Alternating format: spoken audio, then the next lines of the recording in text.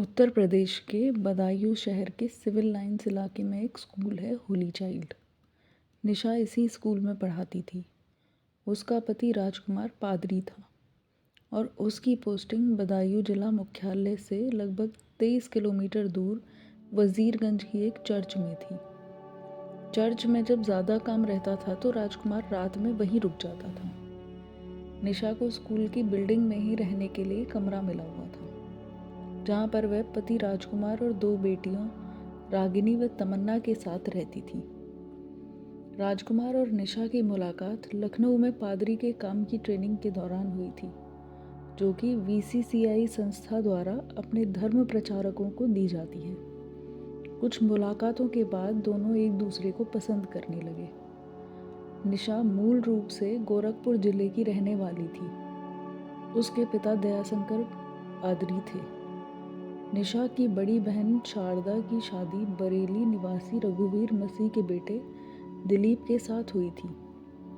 इसी के चलते बहन के देवर राजकुमार से निशा की नज़दीकियां बढ़ने लगी। दोनों जानते थे कि घर वालों को इस रिश्ते से कोई ऐतराज़ नहीं होगा, अतः दोनों ने अपनी पसंद की बात अपने परिवार वालों को बता दी थी। राजकुमार ने लखनऊ में अपनी ट्रेनिंग पूरी कर ली, लेकिन किन्हीं कारणों से निशा को ट्रेनिंग बीच में ही छोड़नी पड़ी।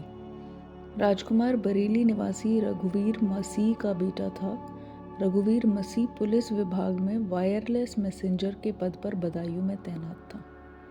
सन 2014 में पारिवारिक सहमति से राजकुमार और निशा का विवाह हो गया। रघुवीर मसीह के 4 बेटे और 2 बेटियां थीं।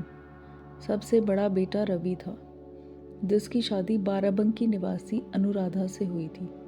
दूसरा दिलीप था, जिसकी शादी निशा की बड़ी बहन शारदा से हुई थी। उससे छोटा राजकुमार था और सबसे छोटा राहुल। राजकुमार की पहली पोस्टिंग कासगंज जिले के सोरो कस्बे में नवनिर्मित चर्च में हुई थी। इसी बीच राजकुमार की शादी हो गई और रघुवीर मसीह ने कोशिश करके राजकुमार का तबादला कासगंज से वजीरगंज करवा दिया। शादी के बाद कुछ समय तो अच्छा कटा। राजकुमार की माँ आशा मसीह ने नवविवाहिता बहू निशा को हाथों हाथ लिया, पर निशा को राजकुमार के घर का माहौल रास नहीं आया। इसलिए उसने पति से कहा कि वह घर में बैठकर वक्त बर्बाद नहीं करना चाहती। निशा इंटरमीडिएट पास थी और उसकी अंग्रेजी भाषा पर अच्छी पकड़ थी।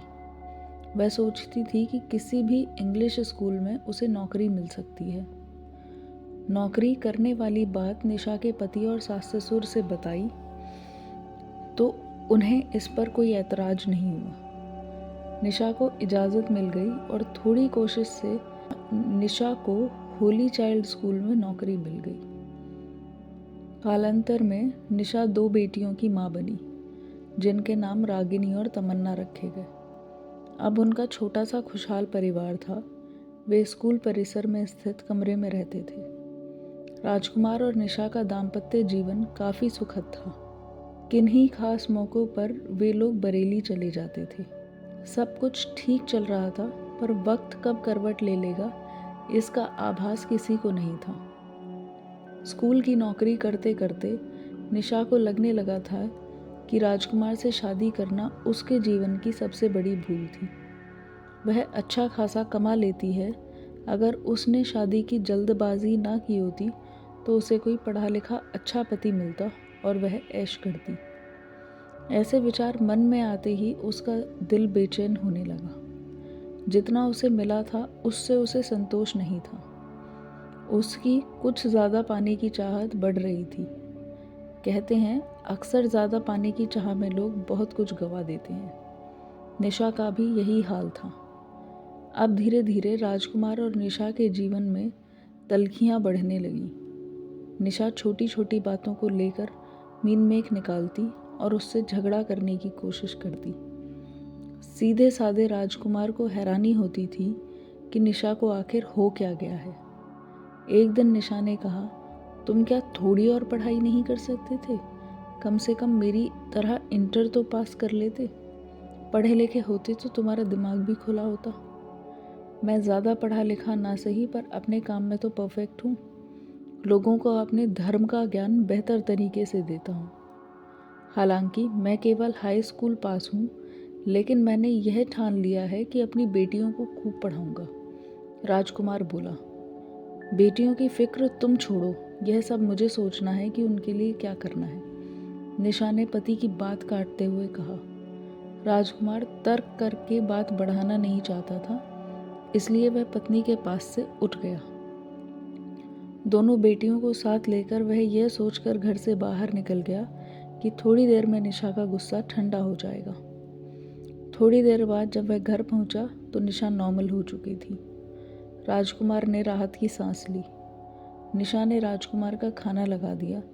तभी स्कूल का चपरासी 20 वर्षीय अर्जुन आया और वह निशा को चाबियां देते हुए बोला, मैडम मैंने बाकी ताले बंद कर दिए हैं, आप केवल बाहरी गेट का ताला लगा लेना, मैं जा रहा हूँ। अर्जुन बैठो, चाय पी कर जाना, निशा ने कहा। निशा के कई बार कहने पर अर्जुन कुर्सी पर बैठ गया। अर्जुन बाबा कॉलोनी निवासी उमेंद्र सिंह का बेटा था। वह स्कूल में चपरासी था और उसका छोटा भाई किरनेश स्कूल के प्रिंसिपल के घर का नौकर था। कुछ देर में निशा चाय बनाकर ले आई। चाय पीकर अर्जुन चला गया, लेकिन राजकुमार के दिल में कुछ खटकने लगा। उसने निशा से कहा, मुझे इस अर्जुन की आदतें कुछ अच्छी नहीं लगती। वैसे भी ये स्कूल का चपरासी है और तुम टीचर, तुम्हें अपने स्टैंडर्ड का ध्यान रखना चाहिए। निशा ने तुनक कर कहा, मैंने ऐसा क्या कर दिया जो तुम मेरे स्टैंडर्ड को कुरेद रहे हो? राजकुमार ने कोई जवाब नहीं दिया। वह बात को बढ़ाना नहीं चाहता था, लेकिन उस दिन के बाद निशा का ध्यान अर्जुन पर टिक गया। जब वह अकेली होती तो अचानक अर्जुन उसके जहन में आ बैठता। कुछ दिनों बाद राजकुमार की तबीयत खराब हो गई। वह कभी कभी 2 दिन तक चर्च में ही रुक जाता और बदायूं नहीं आ पाता।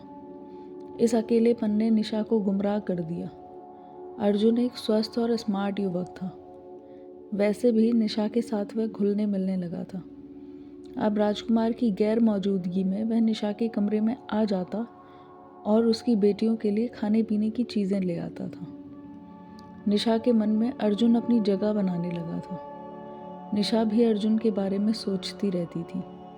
वह उसकी मजबूत बाहों में समाने के लिए बेताब रहने लगी थी। उधर अर्जुन निशा को चाहता तो था, लेकिन निशा के पति की वजह से पहल करने की हिम्मत नहीं जुटा पा रहा था।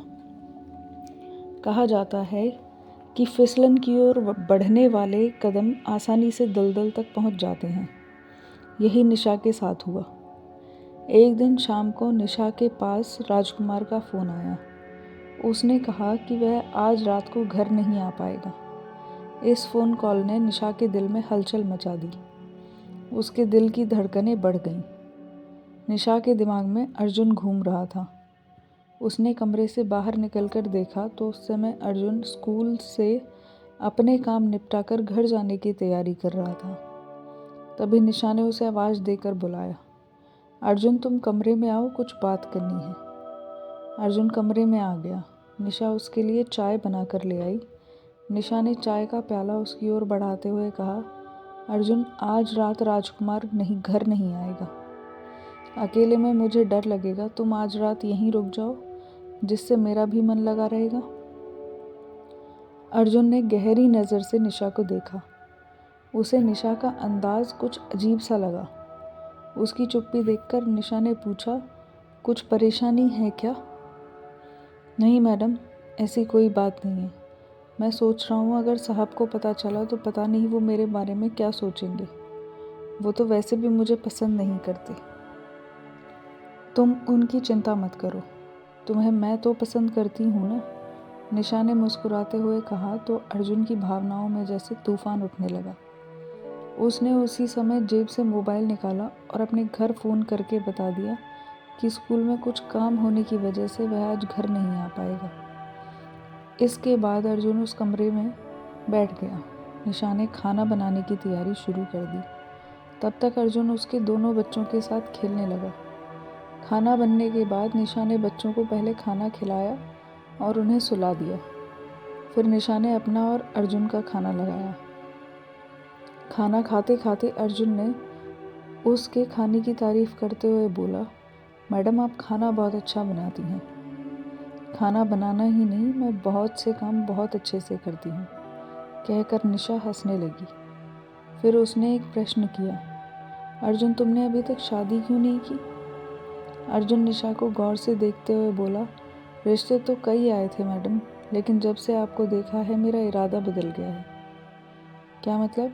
निशा ने चौंकते हुए पूछा। मतलब यह है कि मुझे आप जैसा स्मार्ट जीवन साथी की ज़रूरत है। अर्जुन की बात सुनकर निशा मन ही मन खुश हुई कि इसका मतलब वह उससे पहले से ही चाहता है। निशा कुछ नहीं बोली बल्कि मुस्कुराने लगी। खाना खाते हुए दोनों इसी तरह की बातें करते रहे। खाना खाने के बाद निशा ने अर्जुन का बिस्तर ज़मीन पर लगाते हुए कहा कि यहाँ आराम कर सकता है। इसके बाद रसोई का काम ख़त्म करके वो भी आ गई। उसने चटाई बिछाकर अपना बिस्तर भी ज़मीन पर लगा लिया। धीरे धीरे रात गहराती जा रही थी और वहाँ भी कुछ ऐसा होने वाला था जो किसी के लिए बर्बादी ला सकता था। निशा की आंखों में नींद नहीं थी। उसने अर्जुन की तरफ देखा तो वह भी करवटें बदल रहा था। उसने पूछा, अर्जुन नींद नहीं आ रही क्या? हाँ नींद नहीं आ रही, पर सोच रहा हूँ कि आपके पति तो अक्सर वजीरगंज में ही रुक जाते हैं, फिर आपने आज मुझे यहाँ क्यों रोका है? निशा ने हंसते हुए कहा, तुम सचमुच अनाड़ी हो या अनजान बनने का नाटक कर रहे हो? मैंने तुम्हारी आंखों में कुछ खास देखा था, वही पिछले कई दिनों से मुझे परेशान कर रहा है। अर्जुन, भूख अक्सर दो लोगों को एक दूसरे के करीब ले आती है। यह क्या कर रही हैं आप? अर्जुन बोला, ठीक कर रही हूँ, मैं तुमसे प्यार करने लगी हूँ अर्जुन। अर्जुन को जैसे करंट सा लगा, पर उसे विश्वास नहीं हो रहा था। निशा ने आगे बढ़कर अर्जुन का हाथ पकड़ा और कहा, डरो मत अर्जुन, मैं सचमुच तुम्हें चाहती हूँ और यह कोई गुनाह नहीं है। मैं अपने पति से तंग आ चुकी हूँ। अर्जुन फिसलन की कगार पर खड़ा था। निशा के स्पर्श से ही वह दलदल में जा गिरा। शादीशुदा और 2 बच्चों की माँ ने उसे एक ऐसे दलदल में खींच लिया जिसके अंदर जाना तो आसान था, पर बाहर आने का कोई रास्ता नहीं था। उस दिन के बाद रिश्तों की दिशा और दशा ही बदल गई। अपनी तबाही से बेखबर राजकुमार अगले दिन घर आ गया। राजकुमार की बर्बादी की नींव रखी जा चुकी थी। बीवी ने बेवफाई करने के लिए कमर कस ली थी। अब आए दिन वह पति से झगड़ने लगी। राजकुमार भी महसूस कर रहा था कि स्कूल का चपरासी अर्जुन अब पहले की तरह उसकी इज्जत नहीं करता। एक दिन जब वह वजीरगंज से लौटा तो उसने अर्जुन को कमरे में चारपाई पर पसरा हुआ देखा। यह देखकर राजकुमार का माथा गर्म हो गया। वह बोला, अर्जुन तुम यहाँ क्या कर रहे हो? लगता है तुम अपनी औकात भूल रहे हो। मेरी गैर मौजूदगी में तुम्हें यहाँ आने की ज़रूरत नहीं है। उस समय तो अर्जुन वहाँ से चला गया। उसने खुद को अपमानित महसूस किया और तय किया कि राजकुमार को सबक सिखाएगा। राजकुमार के तेवर देखकर निशा भी डर गई थी। राजकुमार ने कहा, निशा, यह अर्जुन मुझे बिल्कुल भी पसंद नहीं है, तुम इससे दूर ही रहो। देखो, मैं सोच रहा हूँ कि अपना तबादला बरेली में ही करा लूँ। पापा भी रिटायर हो गए हैं, अपना मकान भी उन्होंने बना लिया है, फिर तुम्हें भी बरेली में कहीं नौकरी मिल ही जाएगी। देखो, अर्जुन इसी स्कूल में काम करता है। तुम्हारे जाने के बाद वह मार्केट से घर की ज़रूरत का सामान भी ला देता है। तुम खामखा उस पर गर्म हो रहे थे। हाँ, देखो, हमें यहाँ कमरा मिला हुआ है, यहाँ कोई परेशानी भी नहीं है, और फिर यह बात तुम जानते हो कि मैं जॉइंट फैमिली में नहीं रह सकती। निशा ने पति को समझाया। इस मामले में मैं घर वालों से बात करूँगा, कहकर राजकुमार बाथरूम चला गया। राजकुमार को अभी तक यह नहीं पता था कि अर्जुन और उसकी पत्नी निशा के बीच किस तरह के संबंध हैं। पिछले 6 महीने से वह महसूस कर रहा था कि निशा बदल रही है। कहते हैं, इश्क और मुश्क छिपाए नहीं छिपता। निशा और अर्जुन के संबंधों की असलियत भी सामने आ ही गई। उस दिन अर्जुन घर जाने ही वाला था कि राजकुमार का पत्नी के पास फ़ोन आ गया कि आज रात को घर नहीं आएगा। यह खबर सुनकर निशा खुश हुई। उसने अर्जुन को बुलाकर कहा, आज रात फिर अपनी ही है। क्योंकि राजकुमार आज भी नहीं आएगा। ऐसा करो, तुम नहा धोकर फ्रेश हो जाओ, तब तक मैं तुम्हारे लिए चाय बनाती हूँ। निशा ने गैस पर चाय चढ़ा दी। अर्जुन भी फ्रेश होने के लिए बाथरूम में घुस गया। फ्रेश होने के बाद वह निशा के साथ चाय पीने लगा। चाय की चुस्कियाँ लेते हुए बोला, ऐसा आखिर कब तक चलेगा? हमें कुछ करना ही होगा। हाँ करेंगे, कहते हुए निशा ने कहा, अभी तो इन पलों को जियो जो हम मिल रहे हैं। इसके बाद दोनों मौज मस्ती में लीन हो गए। अर्जुन इस बात से बेखबर था कि उसने बाहरी गेट बंद नहीं किया था। तभी अचानक दबे पांव राजकुमार वहां आ गया। बीवी को अर्जुन की बाहों में देखकर वह आग बबूला हो गया। उसने अर्जुन की टांग पकड़कर खींची और उसे कई तमाचे जड़ दिए। किसी तरह अर्जुन उसके चंगुल से निकलकर भाग गया। तभी राजकुमार ने कहा कि वह इसकी शिकायत स्कूल से करेगा। अर्जुन के चले जाने के बाद राजकुमार ने निशा को जमकर लताड़ा। निशा उसके पैरों में गिरकर अपनी गलती की माफ़ी मांगने लगी, पर राजकुमार के तेवर सख्त थे। उसने कह दिया कि अब हम यहाँ नहीं रहेंगे।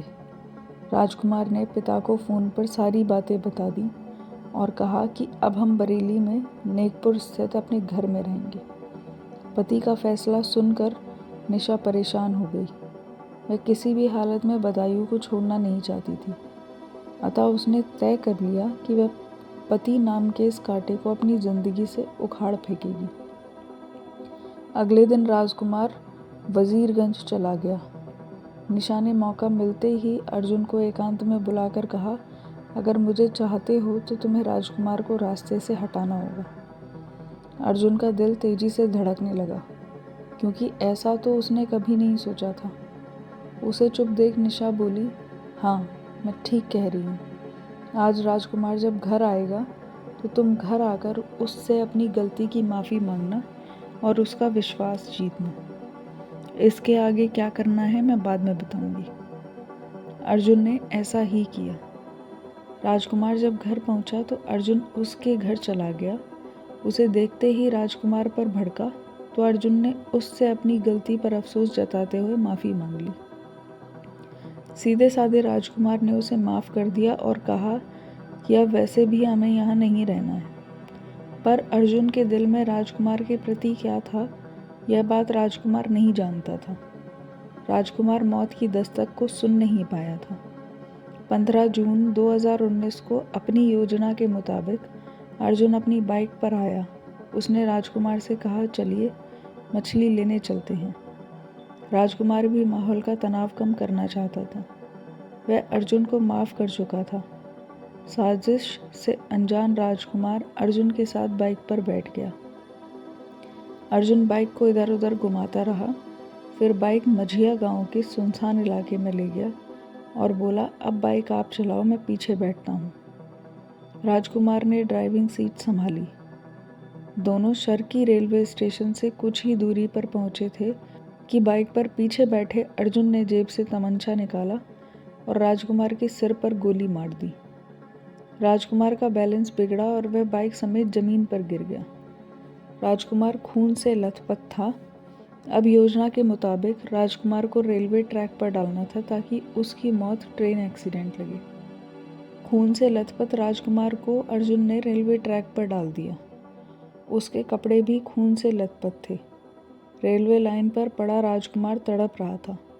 वह अभी जिंदा था, पर अर्जुन ने जो सोचा था हो नहीं सका। कासगंज से बरेली जाने वाली ट्रेन तब तक गुजर चुकी थी। अब सुबह 5 बजे से पहले वहाँ कोई गाड़ी निकलने वाली नहीं थी। अर्जुन ने बाइक स्टार्ट की और घर आ गया। उसने खून सने कपड़े उतारे। कपड़ों पर लगा खून देखकर घरवाले सन्न रह गए। उन्होंने अर्जुन से जब सख्ती से पूछताछ की तो पता चला कि अर्जुन ने राजकुमार का कत्ल कर दिया है। अर्जुन ने अपने कपड़े धो डाले और घर वालों से सख्त लहजे में कहा कि कोई भी अपना मुंह नहीं खोलेगा। उसने निशा को काम हो जाने की खबर फ़ोन पर दे दी। रात जैसे तैसे गुजर गई। सुबह मॉर्निंग वॉक पर निकले लोगों ने रेलवे ट्रैक पर लाश देखी तो किसी ने इसकी सूचना रेलवे पुलिस को दे दी। पुलिस वहां आ गई और लोगों से लाश की शिनाख्त करने की कोशिश करने लगी। पर उसकी शिनाख्त नहीं हो पाई। सिविल लाइन थाने की पुलिस भी वहाँ पहुँच गई। उधर राजकुमार को 15 जून को बरेली जाना था। यह बात उसने फ़ोन पर अपने पिता रघुवीर को बता दी थी, लेकिन वह रात में घर नहीं पहुँचा तो घर वाले परेशान हो गए। इधर थाना सिविल लाइंस के प्रभारी ओपी गौतम, सीओ राघवेंद्र सिंह राठौर और एसपी सिटी जितेंद्र कुमार श्रीवास्तव भी मौके पर पहुंच गए थे। फोरेंसिक टीम भी जांच के लिए पहुंच गई थी।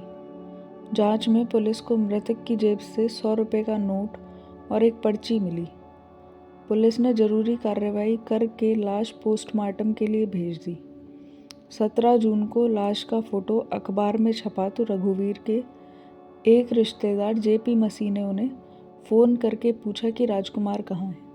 रघुवीर ने कहा कि राजकुमार को बरेली आना था पर आया नहीं है। सब जगह फ़ोन कर लिया पर उसका कुछ पता नहीं चला। तब जेपी मसीह अखबार लेकर रघुवीर के घर पहुंच गए और उन्होंने अखबार दिखाया। अखबार में अपने बेटे की लाश का फोटो देखकर रघुवीर की आंखों से आंसू निकल आए। वह परेशान हो गए। तभी उनके पास पुलिस कंट्रोल रूम से भी फ़ोन आ गया। रघुवीर अपने रिश्तेदारों के साथ पोस्टमार्टम हाउस पहुंच गए और लाश की शिनाख्त बेटे राजकुमार के रूप में कर दी। निशा भी किसी से खबर पाकर घड़ियाली आंसू बहाती हुई पोस्टमार्टम हाउस पहुंची। वह वहां इस तरह से रो रही थी जैसे उसका सब कुछ लुट गया। पोस्टमार्टम के बाद लाश बरेली लाकर उसका अंतिम संस्कार कर दिया गया। निशा के हाव भाव देखकर रघुवीर की समझ में कुछ कुछ आ रहा था। उन्हें शक था कि उनके बेटे की हत्या निशा ने कराई होगी, क्योंकि उसे रंगे हाथ पकड़ने पर राजकुमार ने उसकी शिकायत अपने पिता से कर दी थी। रघुवीर ने जांच अधिकारी के सामने अपनी पुत्रवधू और अर्जुन के नाजायज संबंधों का खुलासा कर दिया था। पुलिस ने अर्जुन को हिरासत में ले लिया। अर्जुन ने अपने हाथ पर ब्लेड से निशा का नाम लिख रखा था। पुलिस ने निशा और अर्जुन को आमने सामने बिठाकर पूछताछ की तो दोनों एक दूसरे पर इल्ज़ाम लगाने लगे। उनकी दीवानेपन आशिकी की हवा निकल चुकी थी। दोनों ने ही अपना जुर्म स्वीकार कर लिया। अब दोनों को जेल जाने का डर सता रहा था। पुलिस ने दोनों से पूछताछ कर मुकदमा दर्ज करके कोर्ट में पेश करके उन दोनों को जेल भेज दिया। रागिनी और तमन्ना ने माँ बाप दोनों को खो दिया था। राजकुमार की माँ आशा मसीह ने कहा कि उसे तो विश्वास ही नहीं हो रहा कि उनकी बहू उनके सीधे साधे बेटे को मरवा सकती है। अब इस उम्र में उन्हें अपने बेटे की बच्चियों की परवरिश के लिए जीना होगा। निशा के पिता दयाशंकर और माँ गीता को बेटे के इस गुनाह पर अफसोस हुआ। उन्होंने तो कभी कल्पना भी नहीं की थी कि निशा ऐसा भी कर सकती है। काश राजकुमार मौत की दस्तक को सुन पाता और उसे अपनी जान से हाथ ना धोना पड़ता।